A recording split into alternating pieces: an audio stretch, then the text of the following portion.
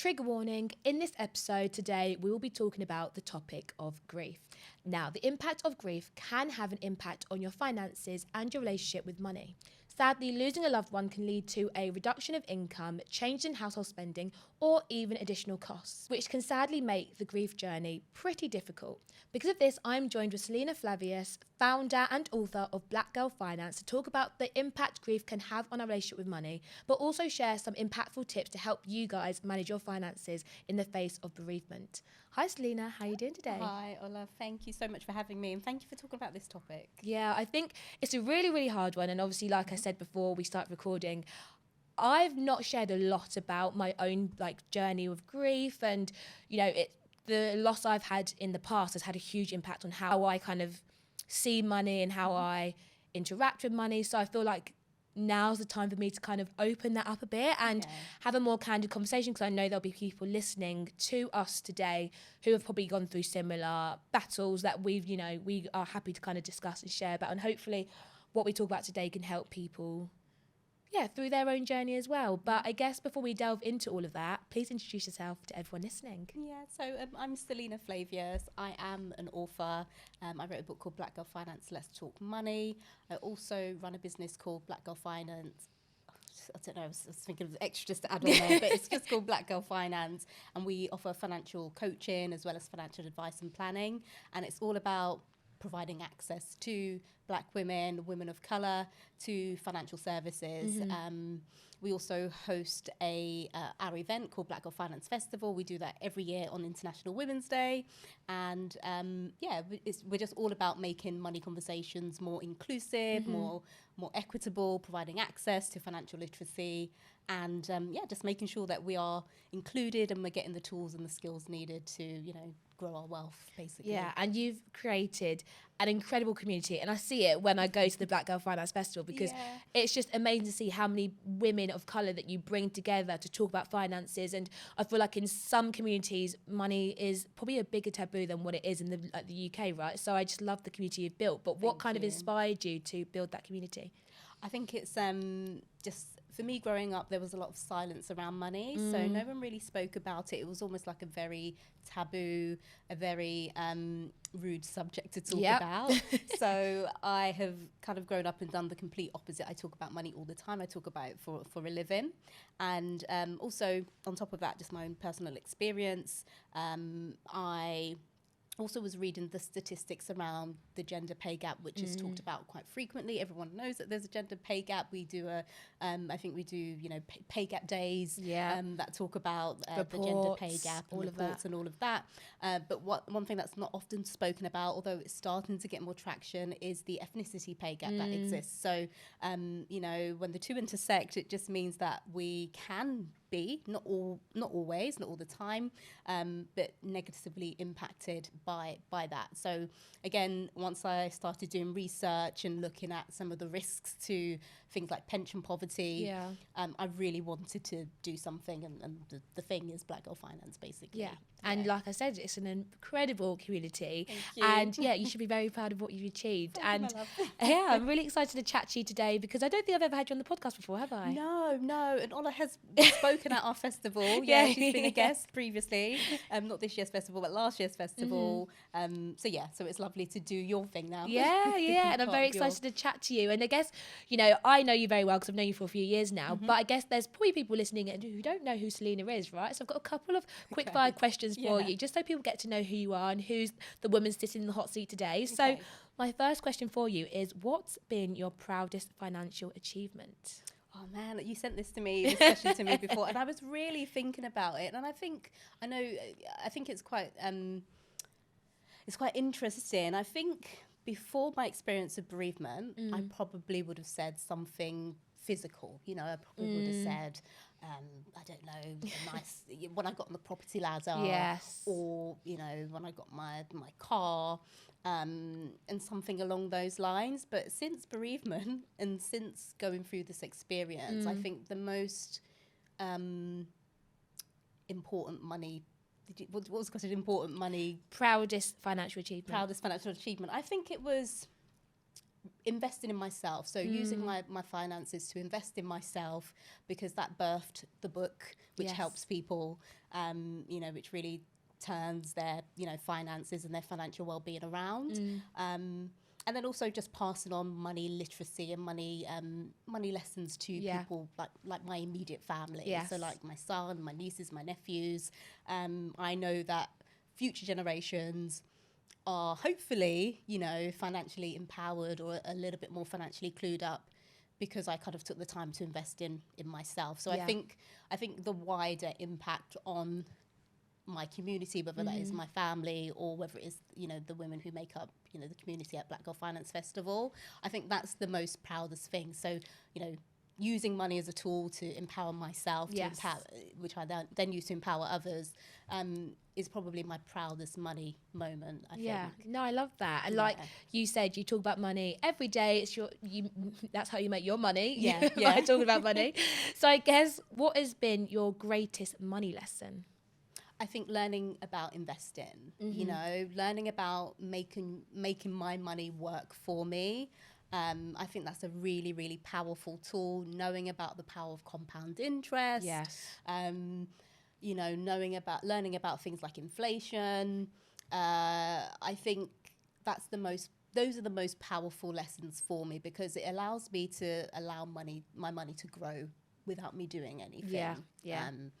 And that's, why do I want to do anything for money? Why do I want to exchange my time for money? Literally. If I can avoid it. So I think, I think knowing about investing, knowing about the power of compound interest, and, getting it done and doing that kind of thing. Yeah, I agree. I feel like that's probably one thing, if I had to tell my younger self to do earlier, would be to invest. And I feel like a lot of people that come into the podcast do talk about investing and the power of actually starting early, because the amount of rewards you reap from it is just second to none, isn't it? Yeah, absolutely. And it's just ticking over. Like, you don't have to think about it, You just... You don't have to go to no office to make like 10 to 20% returns. Like, it's nice. It's a nice bit of passive income, isn't it? Absolutely. So, So, obviously, we are talking about grief today, and we have both faced huge losses like in previous years. Like, I've never actually spoken about this on the podcast, but I lost my dad when I was 16 years old,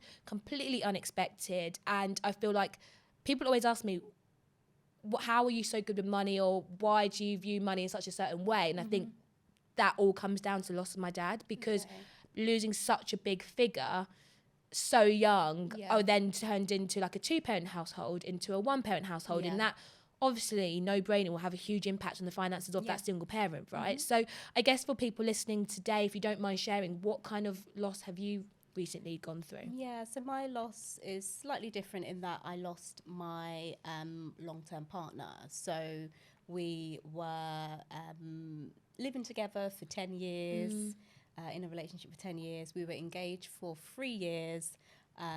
We were due to be married, so I do wear this ring still. It's on it's not on my kind of ring finger. It might be in a different country, but in the UK, it's not traditionally the ring finger.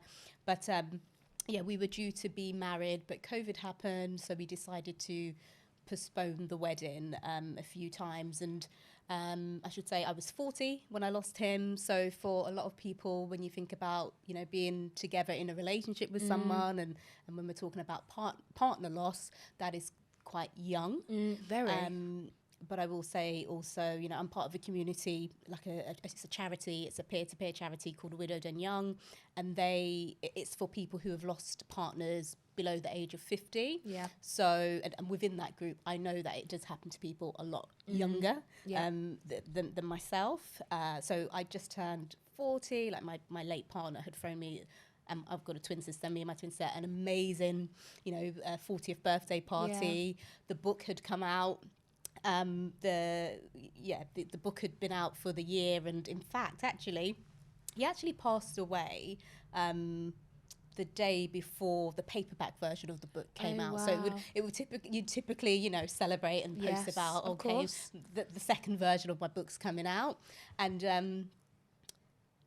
grief is such a funny thing, because I just think in the foreword of my book, it's got it's dedicated to him and my family. And to think that he is, a year later, he's no longer here.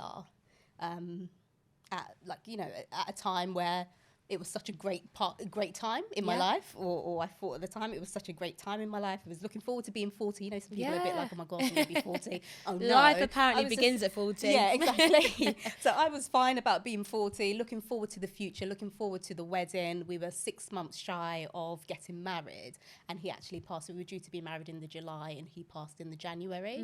So, so, you know, slightly different experience of loss, but still shattering nonetheless. Of course. You know? And I feel like, I mean, I can't speak for yourself, but maybe you agree that when you do go through such unexpected loss, you view life so differently. Like for me now, don't get me wrong, my outlook on life isn't perfect every single day, but for the most part, I'm always like, life is so short. Absolutely. Like you've genuinely got to take each day as it comes. You've got to be grateful for waking up each day, because people genuinely don't get the privilege to do that, do they? Absolutely. Yeah, my partner, like we had a lot to look forward to, you know, with wedding and marriage and all of that.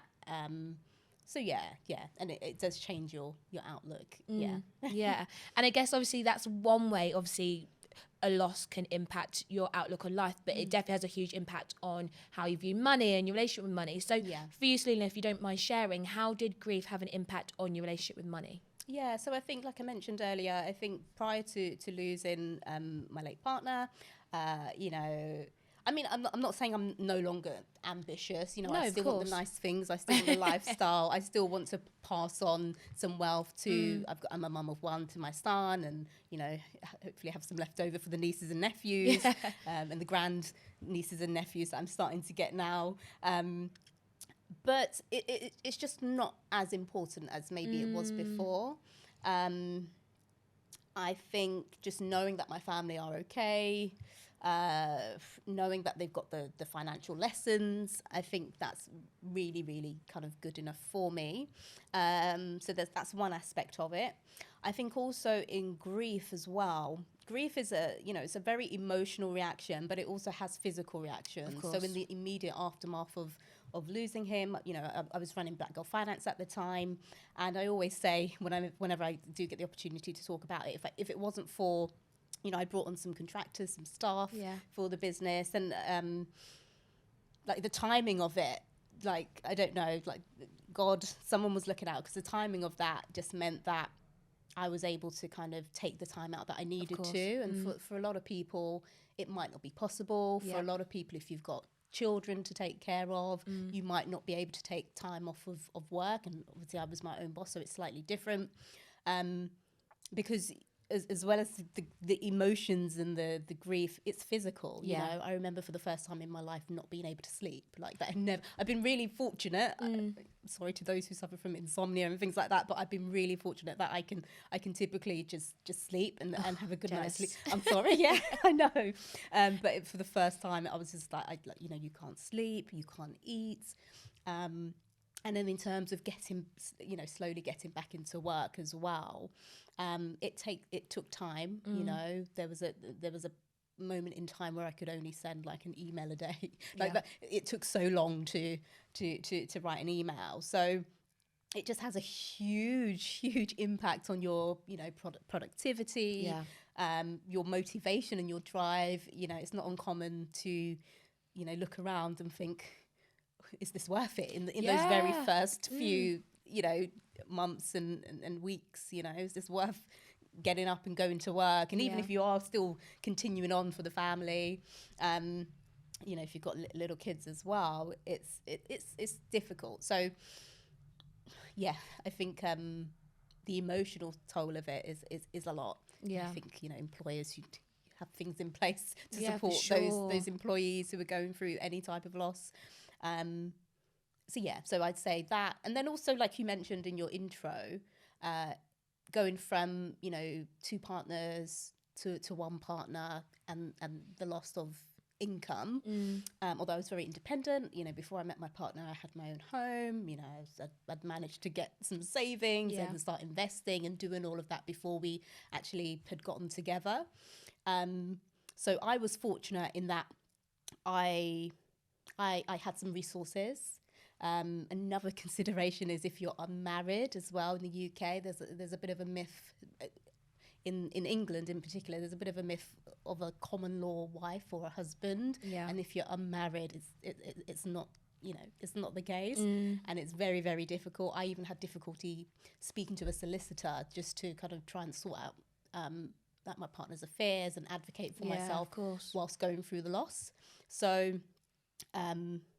there's so many different financial angles. Yeah, there Some people is. have to move. I had to move. I was living at my partner's house. We lived together. I had my own home, but we lived together. So having to up sticks and move, having to start again. Yeah. I know I haven't stopped talking because there's just so many So impacts much. And this is why I wanted to invite you on, because we've both gone through loss, but we've both been impacted financially so differently. Yeah. And I really respect you being so open about the different things you've had to go through, because for me, I was 16, I was in year 11. I remember it happened the day, Boxing Day, so it happened day after Christmas, which again was meant to be like the happiest moment of the year. Yeah. And yeah, I remember I went back to school. And did you? yeah, and I don't know how I went back to school, but I went back to school, I did my marks, I did okay in my marks.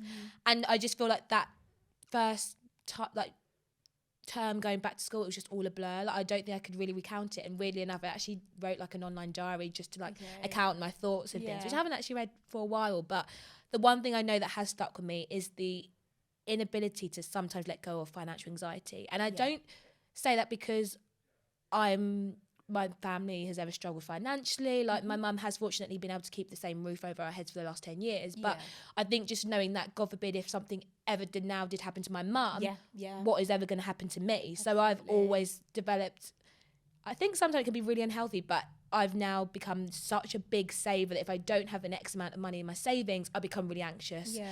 And probably hasn't helped becoming self-employed, because now I'm now going to be responsible for all of my income and savings and pensions and investing and all that stuff. So yeah, I feel like that's one thing that really has stuck with me, and I've definitely got a lot better, because I remember when, between the time of losing my dad and going to uni, I would be able to know to the penny how much I had in my bank account, which is so unhealthy. Or like, if £50 left my bank account, I knew that was like, I knew exactly how much that meant that I had in my bank account without even looking in it. So it was a really unhealthy relationship with money, just because I was just like, oh my gosh, I just need to make sure I have all this money just in case something happens. Yeah. So I don't know if that's maybe something you've also related with. I think for me, I went the opposite way. So after kind of sorting out, and also I think it's circumstance as well. So I went from saving to pay for a wedding to actually saving to finance, it was quite complicated. I didn't get to plan his funeral, but I did a celebration of life with his friends and not really his family. That's another conversation. But yeah, so I went from, thinking about wedding dresses and bouquets of flowers to, flowers, but for a completely different reason. Yeah. And organising, things for his funeral. And I think after that period, so after getting, doing the celebration for his life and all of that, it was very much, okay, I need to have some downtime. And I went on the most expensive holiday, me and my son, to Greece. And we had like Michelin star food. Wow. And we hired boats. And I really splashed out because I just felt like I really needed to do something for myself. I really needed to just... take time and just really value and kind of honor myself. And I don't, just being in the community or the charity that I'm a part of, I think it's not unusual to go a little bit, wild with money, because you're kind of like, what does it even matter? Yeah, no, it's so true. Yeah. And this is why, to you guys listening, it's really important, if you are going through bereavement or you've suffered loss years back, there's no right way to grieve, and everyone's grief journey is so different. And it's funny now, because obviously it's 10 years later, I've now adopted, I'm still not a spender, I still do save a lot, but I love spending money on holidays because I'm just like, life is too short. And my mum's always really instilled this in me, and the fact that like, Ola, like, God forbid if you did die tomorrow, what are you hoarding all this money for? I'll become a hoarder. And you know, and it's true. And I think for me, just the experience of like, you know, going through my partner's things and, you know, and I should say we had an amazing life together. You know, we went on the holidays together. We would just go out for something to eat and drink, and we'd have family over, and he bought himself a nice car, and so we had good times when he was here and we was together. But then there is a little part of me that, you know, when kind of going through and sorting through my late partner's things, and he had lots of clothes because he was a bit of a fashionista, so we had lots of clothes and all of that kind of stuff, and just sorting through it. And it takes time. I didn't sort through his stuff straight away, but when I eventually did, I chose to kind of honor him. Like, I gave some of his like suits and things that he used to wear for work to charity. There's a charity that helps people who have to do like job interviews and things like that, and I thought that was a nice thing to do. But equally, I know that there would be people who lose someone and the stuff just goes to, you know, the skip. So, you know, and his car was sat outside. His car, which was his pride and joy, was sat outside his home for quite some time. I don't know if it's still outside his home. Again, another story. But and I just think it's just stuff. You know, it literally is just stuff. And hoarding it. What for? Enjoy it. You know, if you got it, enjoy it. And it's so funny you spoke about the car, because I feel like when we are sometimes on this earth, we naturally, and I'm not slating anyone who's materialistic, but I think we naturally become materialistic because of, you know, social media, XYZ, so many external factors, right? But it's so funny you spoke about the car, because 3 years later I lost one of my bestest friends, right? Very unexpectedly as well. And she passed her driving test and she got a cute Fiat 500, and I'll always remember the day she passed her test and we went for a drive, etc, etc. And then the year after, we did like a memorial walk, and I remember going to her parents' house, or was it a year later, or at least within the first year anyway. I remember going to her parents' house and the car was still there, and it just it just really got to me, because I was like, gosh, you really do leave a lot behind on this earth when you do sadly go. Honestly, and it is one of those things, you look at it and you're like, you know, that was his baby. I remember I took him on a Mercedes track day for one of his birthdays, and you know, like I say, we just had such fun. And I think as long as you genuinely make use and enjoy, you know, the toys that you buy for yourself, and as long as it's you. And another thing I think that relates to it for me is, you know, are you kind of working to just finance all of this stuff, you know, or are you working to live so you can enjoy your life? I think there's a difference there, you know. So, you know, if the stuff is keeping you on a bit of a treadmill, if it's keeping you like you can't take a day off work, because if you do, or you can't take a week or a month off work, because if you do, you know, you're behind on payments for these things, then I think that's not worth it. But I think, you know, with my late partner, he really made use of his toys and of his things. So I feel at peace with that. And like I say, he had loads of clothes, and there was kind of one year where he was kind of like, you know, he had all of these nice suits, and he was like, I just need to wear them. Like, why am I saving them? And he spent the year just going to work in bright coloured shirts and whatnot. And I think he really made use of all of his stuff that he had. It was a positive thing. I love that. And I guess obviously for those probably listening to the podcast today, there may be some people experiencing loss right now, or are still going through their grief journey for however long it has been. What kind of financial tips do you have to share with those going through that journey now? Yeah, I think for me, I didn't want to deal with the financial stuff. As soon as he passed away, there was the unraveling of like the wedding, so I had to inform the venue and all of that. There was some kind of wrangling around, you know, who would get the deposit back for the wedding.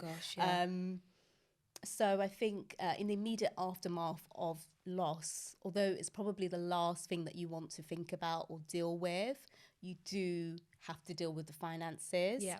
I think there's a misconception that, someone has got any debts, that they're suddenly wiped out. They're not. No. You have to look at a person's estate, so the things that they own, and work out what their debts are. And, those debts need to be paid off from their estate.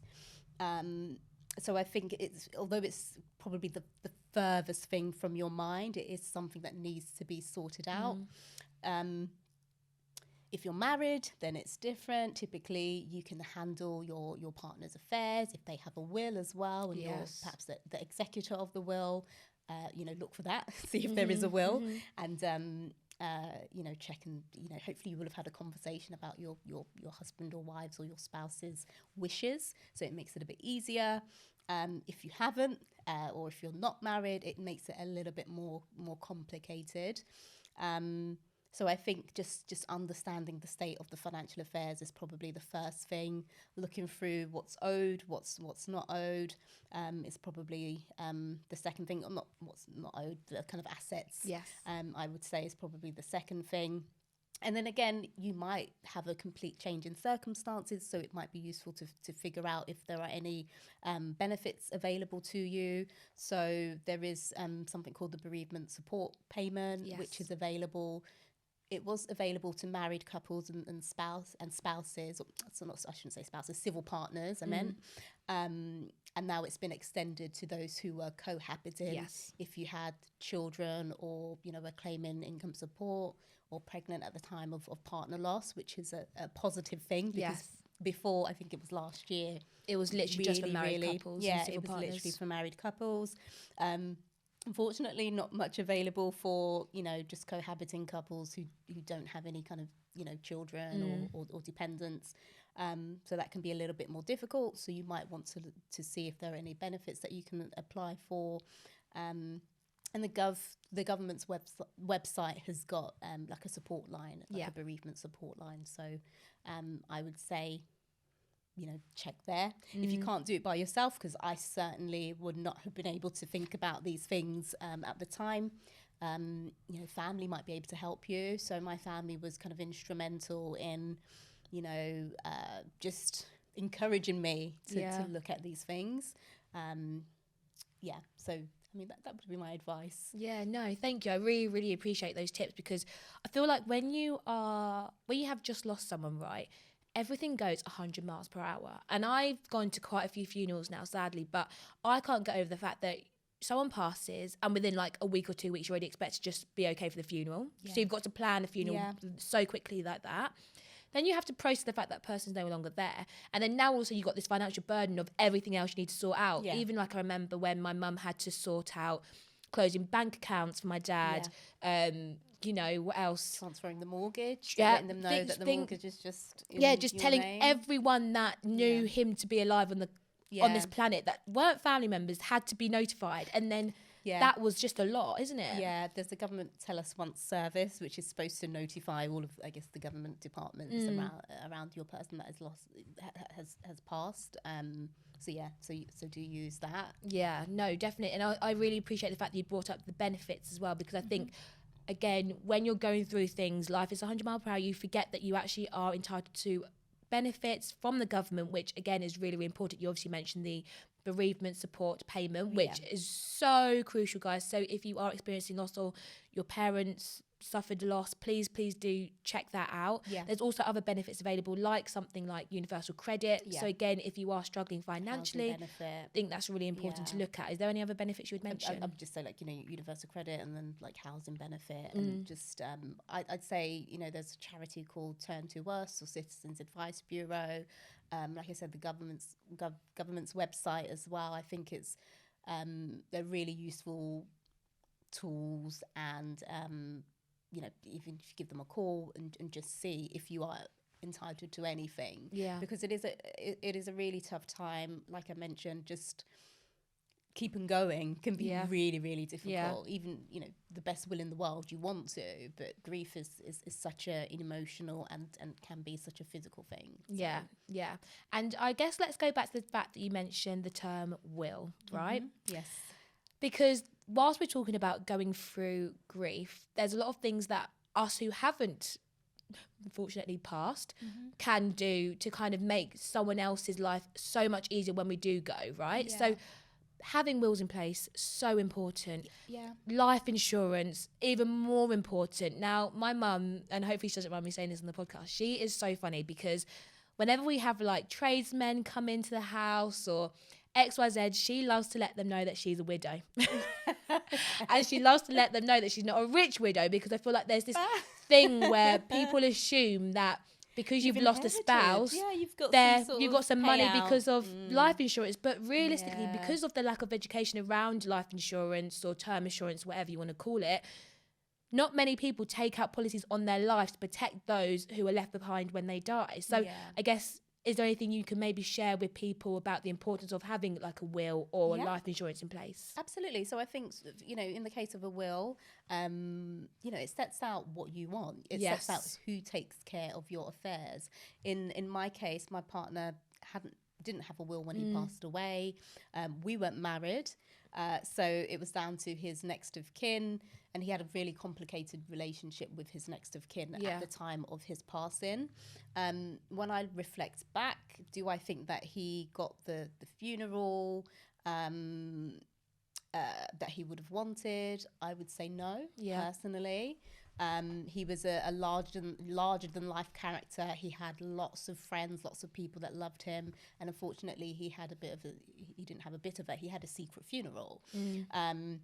So a will, him having a will in place, he could have set out, who would be the executor of his will. Yes. Who would be the person to make sure that, whatever he sets out in his will, who gets what, if you have a pension, who gets, although your pension is outside of your estate, but, you can assign, okay, what happens if something, with this pot of money, what happens with that pot of money, who gets to look after the children, if you've got young children, you can set up your wishes, and that didn't happen in my case.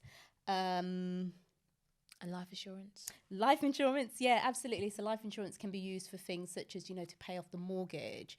And again, like I said, I'm in a kind of charity, a peer-to-peer support group, and obviously paying off a mortgage due to bereavement, it's not a great feeling. No. It's not a great feeling. And a lot of people say, yes, okay, I've managed to do this, but I'd much rather have my person back. So it doesn't kind of wash over any of those, bereavement feelings. But then at the same time, in comparison to someone who has to think about, okay, well, there was the two of us paying the mortgage. Now it's just me. One, and then if you add on top of that, just life in general, the cost of living crisis. After COVID, we've had, cost of living, gas, electricity, everything going up. Yeah. Can you imagine if you're that person, going from a 2-income household to one. You might have to adjust your childcare because you're working out. You might have to adjust your working hours to fit, new childcare responsibilities.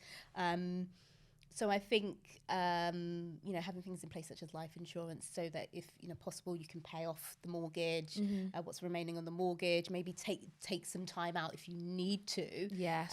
And you can afford to, I think, definitely something to put in place. Yeah, 100%. I'm still working on the will. I do have like one drafted up, but I am very conscious of the fact that is so important. And I have recently just taken out a life insurance policy as well, because I'm actually studying it for my next exam. So I knew it was always important anyway, but I think it's even more so now, knowing the risks associated. And it's not even life insurance is for that purpose, but I think even you're younger than me, you're a young person. I've had experience recently of a young person in my life in their 20s having a mini stroke. It's a mini stroke, a TIA, and unfortunately, if these things happen to you at a young age, in your 20s... And they do happen. They do happen. Like, I hate to be morbid on the podcast today, but life is not guaranteed. Yeah, I think life everyone, life life just, yeah. yeah. I mean, I'm only 26, but I've lost a lot of people, and you see the Yeah. different circumstances on which death has kind of been sprung up on people, and you realise you can't chance anything. And I think that's why a will, like you mentioned, is so important, especially if you do have like assets you want specifically passed down to people, even if it's your children. car, even if it's like an Apple Yeah. Watch, those things will be given to someone else that you maybe don't want them to. So Yeah. things like that really need to be thought about. Your life insurance as well, that can maybe help with funeral costs. Funeral costs are so expensive. So all of that, just knowing that you've left behind, that makes the people that are left behind just their life a lot easier. Absolutely. And I think a lot of the conversations with like my late partner's friends at the time of his passing, I think, they would admit themselves, they didn't have their ducks in a row themselves. Yeah. A lot of them didn't have wills or... because it's just something that's not taught anyway. So you don't even think about the importance of things until you get to like 60, 70. You're like, oh, I'm going to die soon. Yeah. But people actually die a lot sooner than that. So I think it's that. And I also think maybe there's just no urgency. I don't really know. I don't know.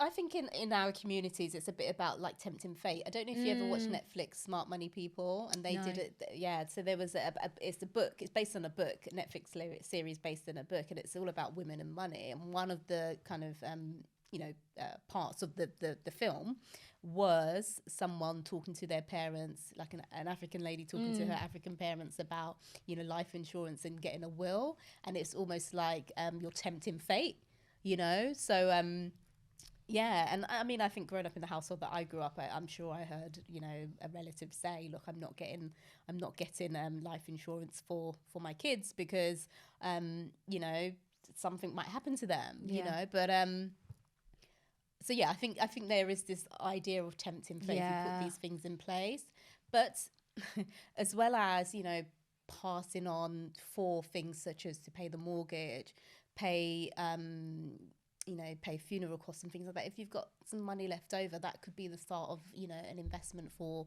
the children. It can be the start of something else and build and wealth building and as well. So it doesn't just have to be for the sad, the morbid sadmin, morbid and sadmin stuff. It can be, a stepping stone.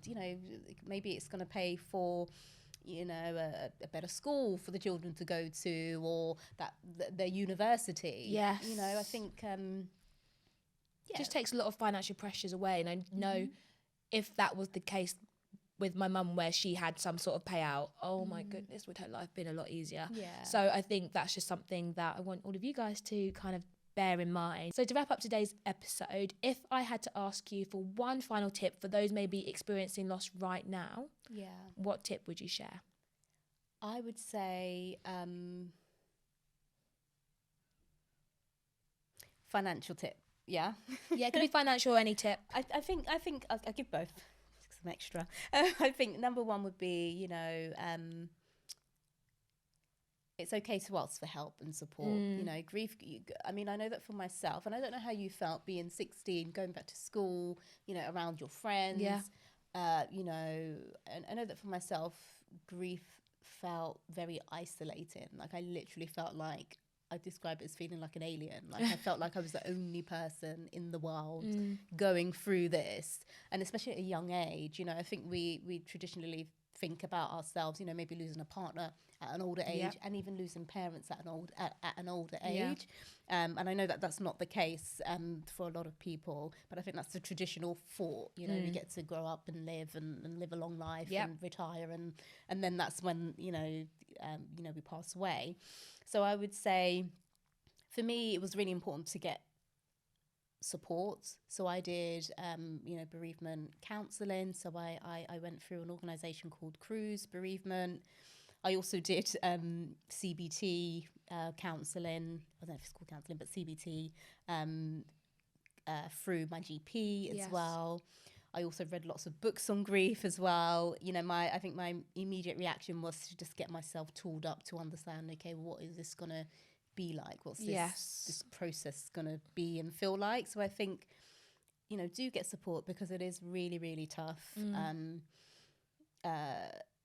and also, you know, there are some support networks out there. So like I mentioned, I'm part of an organisation. I'm an ambassador for them, actually, a volunteer ambassador for them called Widowed and Young.